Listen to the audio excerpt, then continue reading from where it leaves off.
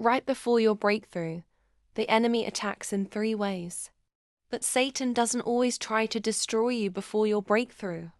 He tries to wear you down. Suddenly, you're tired all the time. You're emotionally drained. You're confused. You feel worn out. Spiritually weak. You can't pray the way you used to. Nothing is wrong with you. You're in transition. When one season ends, another begins. But you don't jump straight into the new season. You walk through a hallway. You're no longer where you used to be, but you're not yet where God is taking you. At the end of the hallway is a closed door. You can't see what God is about to do, but deep inside, you know something wonderful is waiting. As you walk, there's grief.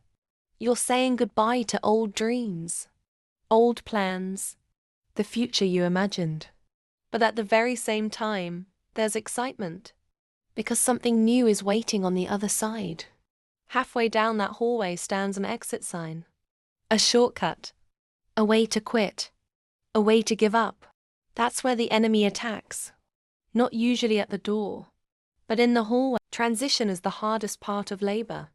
It's the moment many mothers cry, "I can't do this anymore. I'm done. I have no strength left." But every experienced nurse knows, when a woman reaches that point, the baby is almost here. Those thoughts telling you to quit, the exhaustion, the emotional overload, don't mean you're losing. They mean something is about to be born. The enemy often intensifies his attacks right before your breakthrough. Why? Because he recognizes that something is about to change. He wants to derail your destiny, distract your focus, and weaken your faith before you step into what God has prepared for you. If it feels like all hell has broken loose in your life lately, don't assume it's a coincidence. Sometimes the greatest resistance comes just before the greatest breakthrough. Every setback, every disappointment, every spiritual battle may be a reminder that you're closer than you think. Look at Joseph. Before he stepped into the palace, he endured betrayal, slavery, false accusations, and prison.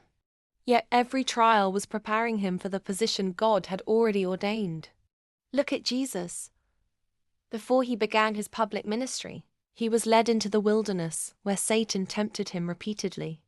The enemy knew Jesus was about to reveal God's power in an extraordinary way, but Jesus overcame every temptation through the Word of God.